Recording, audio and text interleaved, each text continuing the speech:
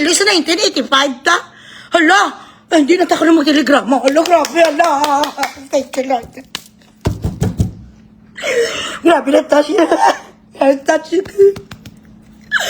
Na-touch yun ko, day. Nahilak yun ko. Nahilak yun ko. Dili ka mo kasabot sang ako nga emosyon. Imagine for how many years ngayon lang ko makatawang prequel sa Pilipinas, guys. Sa mga avenues, as long as you have wifi, internet, binating iloy na teknolohiya na saan kaya pag-introduce ni ni Facebook sang video call.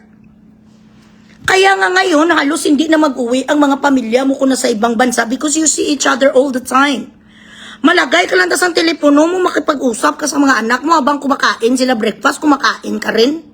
Patulog ka sa Amerika, ang mga anak mo kakain sa Pilipinas, you could talk. Diyan ako nabuhay for the past 15 years, hindi ko kasama mga anak ko dahil sa Skype, dahil sa mga video call. Tapos ngayon na-announce nga do, grabe, hero. Ay, hala, guys, hala, grabe. Ay, grabe. Naiyak ako, guys. Guys, naiyak ako. Grabe ang president natin, guys, sa wakas. May libre tayo patawag sa Pilipinas, sa luma. Hala, grabe, ma. Kamusta ka mo daman sa Iloilo? Ay, grauma, ay. Kintagaan kami balaman ni President. Malibre nga tawag. Wala ko ba mapamalit card? Oo, phone card. Bakit kalayo-layo? Papala, kabudlay, ginagipangitaon. Ngayon ang hirap, hanapin talaga ng phone card. Mabuti na lang may link, ma. Binigay ni President. Kaya ko, ay, hello, ma. Choppy ang line, ma. Ma, hala, ma, choppy ang line. Matawag na ko party line. Party line, hello. Ano man yung party line, man? Party line, pwede mo lang ibutang ang telepono, party line. Galong distance ko mo. Pakilagay mo na. Ibaba mo pa yung telepono, be. Bilatsing Iloy man nga party. Si Bugres ne! Anong ginagamit po party line? Bilatsing Iloy sa telepono. Kapano ba po katama? Free call na nadalan sa presidente sa Pilipinas. Talagsa lang ni 5 minutes. Bilatsing Iloy. Si Iloy Bugres ne di puta. Kaya butang telepono. Shout out us reaction vlog YouTube channel. Please like and subscribe. Okay, so guys, ano ang nangyari sa ating presidente? Bakit ang iyong sipon, BBM? Ano ang nangyari sa iyo, BBM?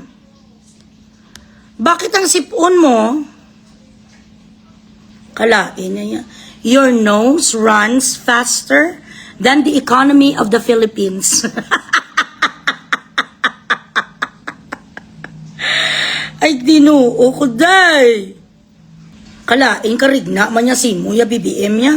Bakit hindi ka nagsikmas ang ilong mo bago ka magsalita doon? Tapos ano ni sang United Nations? Wala man to sa ibang nga nasyon. Isa man lang sa. Wala man na nag-unite sa iyo.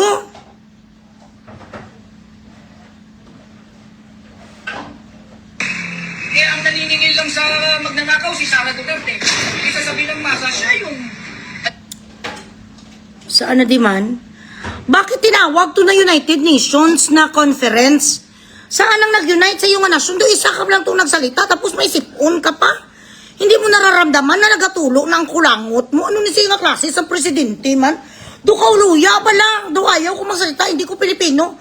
Do gusto ko na lang ang sabihin ako taga Sudan, taga Libya, maamo na lang ako taga Papua New Guinea. Do hindi ka ba magsabi nga Pilipino? Why your leader has a snack? Inside is nose, bilatsing Iloy. Kag hindi lang sang maliit nga sipon, ha? Kadako-dako, gina sang kulangon mo yung alilo green. Yung buta. Yung baibot ka chararat, gidya BBM. Wala ka gina-check up sang imo nga personal assistant. Anong pulos ang asawa mo? Kamu na lang tulog ka, ituon ko lang ang camera, pero kayo na lang tingin. Do hindi mo kuya katingin sang iyaman niya nga sitwasyon, tanawan nyo na balaw kadamak-damak. Grabe ka naman ka-hardworking, sir. Kahit nagatulo na ang iyong sipon, sige ka pa rin trabaho, dapat nagdigadikol-gen ka. Kadamak man niya si mo nga klase sa pagka-presidente. Bago ka bala BBM, mapunta sa mga ganitong mga congregation, di patingnan mo sa asawa mo kung may nagalabas nga mga kulangot kag mga sumpa. Araw-araw ka man imuya, you are the president of a country. A president of a country. And you could not get rid of your snot before, facing the camera? You were in an international television, tapos nakitaan ka sa kulangot, traidor man ang nagpukuhan man niyo. Traidor man ba ang cameraman, bakit mo gin-focus? Ginpahiya mo naman kami yung mga Pilipino. Gin-focus, gid sa ilong, binatsing iloy man ka mga. Tapos ang assistant mo, BBM, wala gid may nagatingin-tingin sa iyo, mga nurses mo, kasi ganun. Basta gani, ma-overdosang na ang ilong mo sang ganito. Kada linya, bilatsing iloy sang Coca-Cola, hindi mo na maramdaman kung may nagalusot. Wala na nagnam na ang mga nerves mo kasi palagi ka nagaganon sa mga nagalinya-linya. Coca-Cola nga ginapalinya mo. So kung may mga dyan, may mga sumpa, may mga kulangot, hindi mo maramdaman, nakakahiya ka. Ang mga ganong mga kwan, mga ganong mga galawan, sa mga tao lang na nga mga dugyot, sa mga tao nga mga pobre espiritu, sa mga tao nga mga high, pero for an honorable diplomat, huwag na natin sabihin na presidente, no, diplomat na lang. Ano na lang tabla, let's be conservative. Mapunta ka lang ganun, bilat sa ilo sa interview, ilang bisis mo ginatingnan, may kulangot ko. Basta may bulaho ko katulog, tingnan nyo, be. Yung di puta, naka-Amerikano, kabilat sing iloy, ang kulangot mo, mo nakakas. Ano nga klase, yung di puta, araw-araw ka naman imo, yung ka, ano naman kadamo, ang ginamo mo na kagabi. This simply means that he is not really careful of his hygiene. He is not careful in every time he presents himself to the public.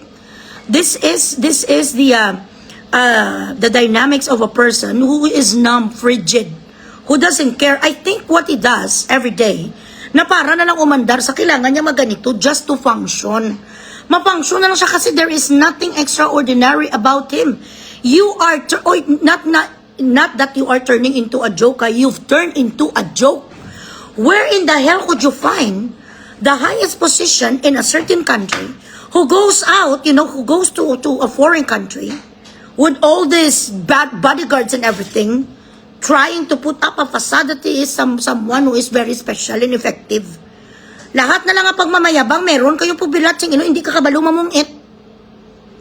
Grabe nga pagyayabang, lalong-lalo na ang gagagaga mo nga nga press, sekretary mo naman si Aling Claire, nagbasa na naman si Aling Claire sa kanyang bedtime story. Ang mga tao dyan sa Bahrain, gustong ipaalam sa inyo ng ating Pangulo, sandali, kulang pa, meron pa ako, sandali lang. Pa-Gcash kayo, bilatsing iloy, palalo-lo. Lahat kayo ipang-block ko, hindi na kamo gani subscribers, bilatsing iloy, tapos wala pag-Gcash. Wala man stars.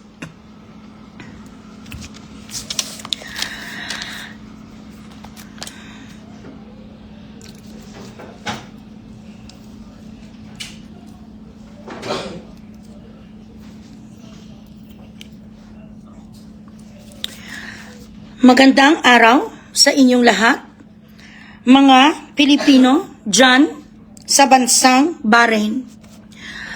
Ang ating Pangulo ay nagsasabi na kayo ay mag-intay-intay lamang sa inyong mga ayuda at alam ng Pangulo kung ano ang inyong mga hinaing dyan sa Bahrain.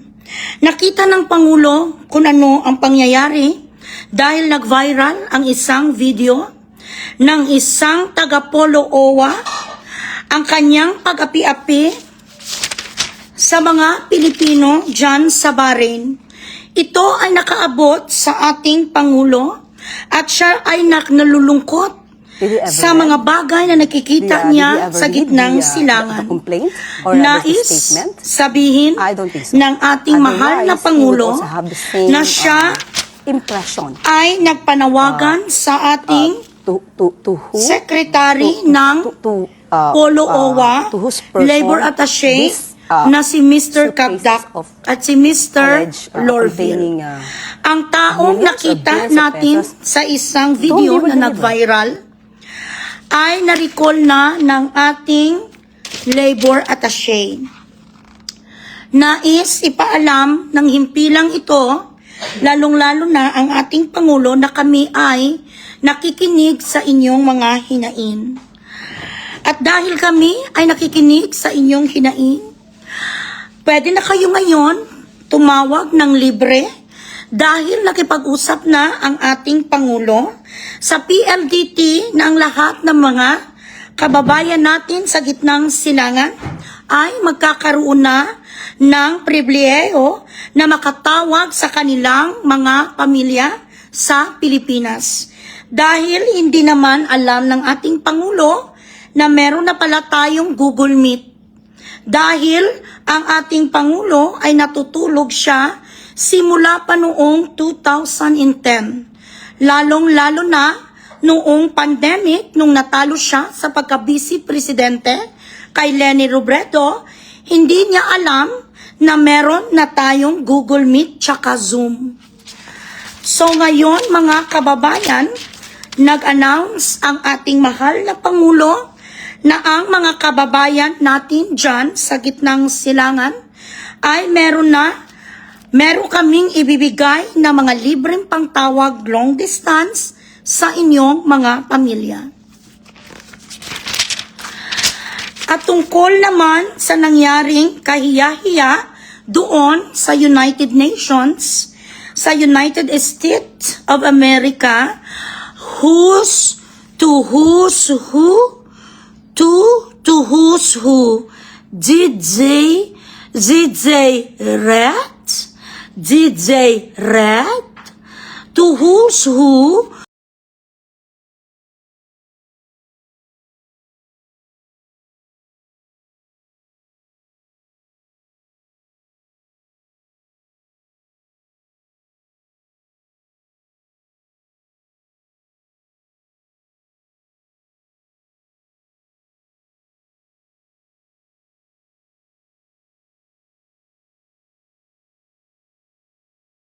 To who's who the president give the ayuda for the Filipino people.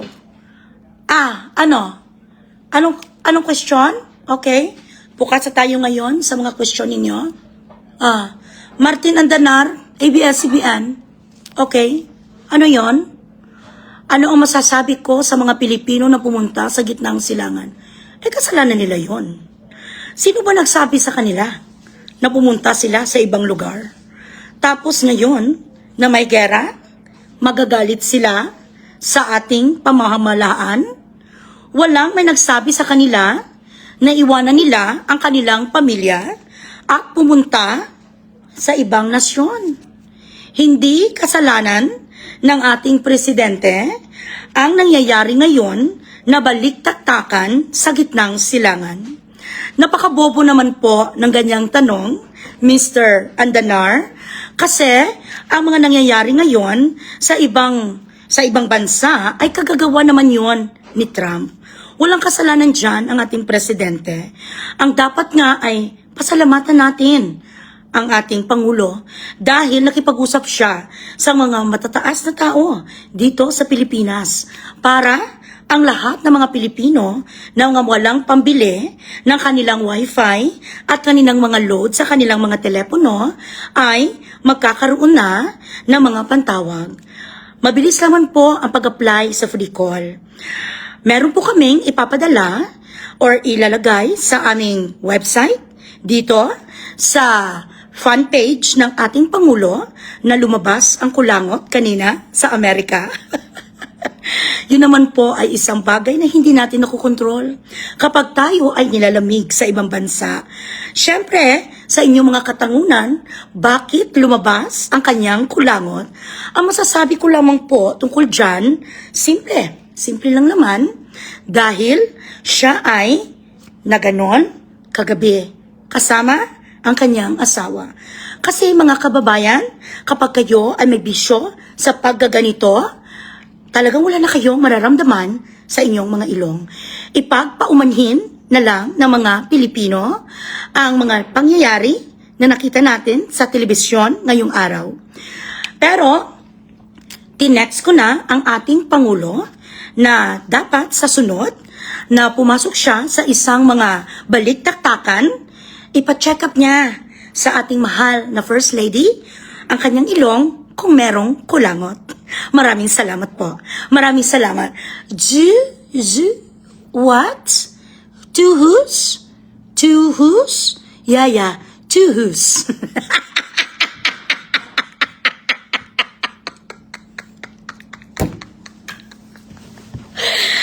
Meron na tayong libre pagtawag sa Philippines.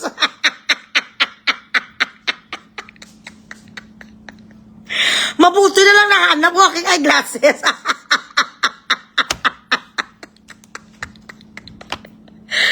Ay, bilat si Iloy. Meron tayong presidente nga lumalabas ang kulangot. Tapos nagdagan pa sa ating press secretary, bilat sing Iloy. Nag-bedtime story siya. Doon sa school, sa mga school teacher sa kakunti-kunti Tagalog lang bilat sing Iloy nga statement. Babasahin mo pa, Claire, ganun ka ka-estupida. Dapat wala na naiya, prompter ka na lang. Ako ganyan, wala ko prompter di puta, wala ko script. Ito, nagpakuno-kuno lang ko, pero wala naman laman ng aking notebook. Prompter lang, wala ka sa prompter, di puta, kailangan kami mga ganito, kapawo. Igagagaga, bilat sing Iloy, amunin sila guys ang ating administration.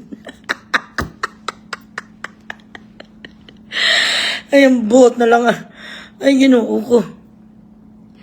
Gaga, di ba si Claire, no? Lang. Saan ka man nakakita, Tagalog na nga ang salita, tapos babasahin pa. Yudi puta. Thank you so much, Arlene. Ay, bongga. Ayan, mga pasinway, paano bala, mga send wave bala. Grabe na dito ang mga monolog kud bilat sing Iloy, wala pa rin naman ang aking Gcash. Yot! Sandali lamang po. Bilat sing Iloy. Gaga ni si Claire. Ang presidente natin may kulangot. Tapos ang atin naman press secretary, bilat sing Iloy. Ang press secretary naman natin, ang utak niya naman ang may among ginaswelduhan, to si Gaga nga Claire, amo gani, that is where our taxes go. Ang ginapagsahura natin, ang alipungoy, dapat, tarara. Tapos sinuto sa totoo na nga may isa ka congressman, representative, na nagsabi na mga wala daw tayong utang na loob kay Marcos. Ay ala, bakit kami magkaroon sa utang na loob sa bilat sing Iloy? Ang sahod niya, kagang lahat nga pera, ang taxes, binubulsa. Tapos kita pa may utang nga kabalaslan, yudi puta.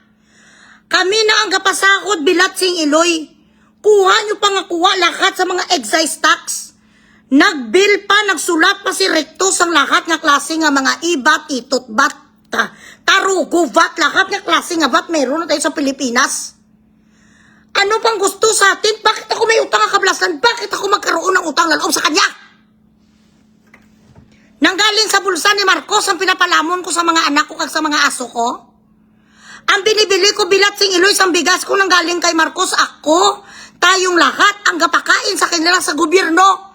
Wala ko yasin yung utang na loob. Kung buot kayo ang may utang sa amin kasi kami ang nagluklok sa inyo sa pwesto. Bilat sing Iloy, Philippines is not a kingdom. It isn't run by fucking royal family that feeds the nation. Ang aton nga kwan, we are a republic. Democratic country. Ang nakaupo ngayon bilat sing Iloy dyan sa Malacanang dahil sa buto natin. We exercise our civil rights. Dapat daw may kabalaslan, daw may utang loob sa bilat sing Iloy. Sila ang may utang, kayo. Putang ina nyo. Lahat kayo dyan nga nasa gobyerno, kayo ang may utang sa amin. Ang mga nininenok nyo, ang ginapakain nyo sa kirida, sa kabit sa inyong mga bastardo kag bastarda. Galing sa amin. Tapos kami pa dapat magpasalamat. Pasalamatan ko sa ano? Sa naglabas ang kanyang kulangot. You know my friends today, yung mga Canadian friends namin, may group chat kami, Canadian friends namin, mga French people. Daw ako ang naiya sa community namin. Janie kasi hindi sila makasampot sa Jinky. We saw your president on television. What's wrong with his nose? Bilat sing Iloy, I don't know. Ano yung kuya secretary? I don't know. Maybe he did not take a shower. I've heard he's an addict. Ginanon ko na lang para alam. Ano man irason mo bisang mga kulangot ng mga lumalabas? Correct? Tapos masalita ni sino tong gago naman? Sino tong gago nga nagsabi ng representative? Ay kasosyal sa mga Micronesia. Tapos may mga ginasabi, pangakuan daw kakasuhan yung mga nagabash sa kanya, mga ganito. Ay hindi ka dapat magalit, sir. Kung kapag kinikriticize ka, yan ang nakasaad sa konstitusyon natin, tama. Hindi na siya bashing sa'yo. Those are criticisms and real talk. These are the things that you need to focus on. How to be a better leader. Kaysa lahat na lang nga bagay sa mga survey, bilat sing iloy, bagsak kaya. Bakit ka magagalit kung meron kaming reklamo sa'yo? Naturalmente, mareklamo kami sa'yo. Tingnan mo naman ngayon ang dollar, almost 60 pesos, na bumalik tayo sa panahon ni Irap. 59.58 today. Ang $1 to peso, what kind of fucking economy is that? Kapag mataas ang dollar sa amin niya, okay. Pero ano ang effect sa atin? Ibig sabihin, mataas na naman ang mga bilihin bilat sing iloy. Kami nga mga taga-abroad, kuhan kami na, okay kami niyan kasi kung magpadala kami ngayon sa $100, nasa 5,900 pesos. Now, what about those people who doesn't have anybody abroad? Paano naman ngayon ang mga pedicab driver, tricycle driver, mga taga-bus? Mga konduktor lang ang trabaho. Sa mga malls sa trabaho, anong gagawin nyo? Kapag tumaas sa mga bilihin, bilat sing iloy, isa ngayon kasing kamas palalulo, ano ni ganit tawagan, isa ka prutas ngayon, mangga, bilat sing iloy, bibilin mo na 1,000. Doong nangyayari sa atin, super depressed country tayo, doon katulad tayo na sa mga kuhan bala.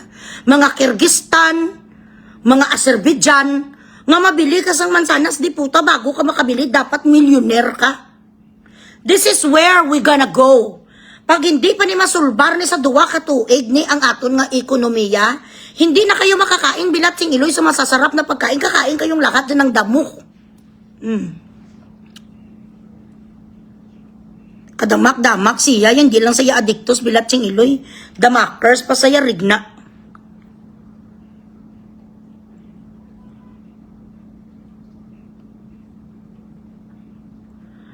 Pa-Gcash muna kayo dyan.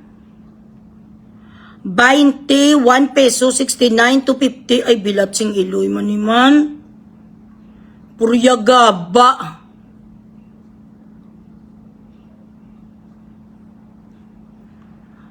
Imbota. Singapore dollar mataas na 48 peso per $1. Ano ang ma-expect natin bisa kanya? Putang ina, isa na lang kulangot, nagalambiyo di puta, hindi pa sa kakuha. So paano, how are you supposed to solve the economy of the Philippines when you cannot even take out your bilatsing iloy snot? Ang English ang kulangot is snot, ha? Baka hindi nyo naman alam kung ano ang snot. S-N-O-T. How could you solve the problems now in your country? How you're supposed to protect your people because we only have 60 days reserve of gas, of gasoline, of oil, crude oil. When you cannot even take out the snot from your nose, kulangot ang alam bilat sing iloy kagang tulo lang sang sipon mo, hindi ka pa kaisrot. Tapos galit ka, gusto mo pang akusaron ang mga gaba sa'yo, President. Hindi to bash ang tawag dito, President. Hinanakit ang tawag dito. Real talk. Paano kami magtatra sa human being? Hindi mo gani alam nga may Google Meet na pala kagsum na libre ang tawag. Tapos magmamalaki kayo nga ano bala bilat sing iloy as if we're living in 1999. Nagagamit pa tayo sa mga long distance sa PLDT. Kag sa talk in text na it's very expensive to call home. We do not live in the 90s anymore, President. Kadami na ngayon sa mga avenues as long as you have wifi, internet. Binating iloy na teknolohiya na saan kaya pag-introduce ni ni Facebook sang video call. Kaya nga ngayon halos hindi na mag-uwi ang mga pamilya mo kung nasa ibang bansa because you see each other all the time. Malagay ka lang sa telepono mo, makipag-usap ka sa mga anak mo habang kumakain sila breakfast, kumakain ka rin. Patulog ka sa Amerika, ang mga anak mo kakain sa Pilipinas, you could talk. Diyan ako nabuhay for the past 15 years, hindi ko kasama mga anak ko dahil sa Skype. Dahil sa mga video call, tapos ngayon na-announce nga do, grabe, hero. Ay, hala, guys. Hala, grabe. Ay, grabe. Naiyak ako, guys. Guys, naiyak ako. Grabe ang president natin, guys. Sa wakas, may libre tayo patawag sa Pilipinas. Hello, ma. Ala, grabe, ma. Kamusta? Kamuda man sa Iloilo? Ay, grao, ma. Ay, kintagaan kami bala man ni president. Malibre nga tawag. Wala ko ba mapamalit card? Oo, phone card. Bakit kalayo-layo? Pabala, kabudlay, nagipangitaon. Ngayon ang hirap, hanapin talaga ng phone card. Mabuti na lang may link, ma. Binigay ni President. Kaya ko, ay, hello, ma. Choppy ang line, ma. Ma, hala, ma, choppy ang line. Matawag na ko party line. Party line, hello. Ano man yung party line, man? Party line, pwede mo lang ibutang ang telepono, ano, party line? Galong distance ko mo. Pakilagay mo na. Ibaba mo ba yung telepono, be? Bilatsing Iloy, maningang party. Si Bugres, ne! Anong ginagamit po para bilatsing Iloy sa telepono? Kapag ba po katama? Free call na nadalan sa presidente sa Pilipinas, talagsalang ni 5 minutes. Bilatsing Iloy, si Iloy Bugres, ni di puta, kay butang telepono. Gago ka ma. Oo ma, hindi ka problema sa amon. Ma 5 minutes lang gid ni mahalong kamuda ma. Basta next year pa kung makatawag ma. Kay wala daan free call ma mo. Subong na limang free call ni president ma. Nagwa gani ka ginaya pong it. Akala mo ba bilat si Iloy sa 1985 ta? Hala, ay, hindi na tako na mag-telegrama. Hala, grabe, hala. Thank you, Lord. Grabe, na-touch yun. Na-touch yun. Na-touch yun ko, day. Nahilak yun ko. Nahilak yun ko. Dili ka mo kasabot sang ako nga emosyon. Imagine for how many years. Ngayon lang ko makatawang free call sa Pilipinas, guys. Hello, mga anak. Oo, si mami yun eh. Oh, hi. Oh, may libre ko nga tawag. Ang ko ni BBM. 5 minutes lang. Kamusta ka mo da? Ha? Ano? Ay, ari ka mo digali sa Dubai. Ay, updanay ta digali. Ay, kagagat ako. Abi ko rin nakatawag ko sa Pilipinas. Ay, andito pala sa Dubai ang mga anak ko. Bilat si Iloy, nakalimutan ko.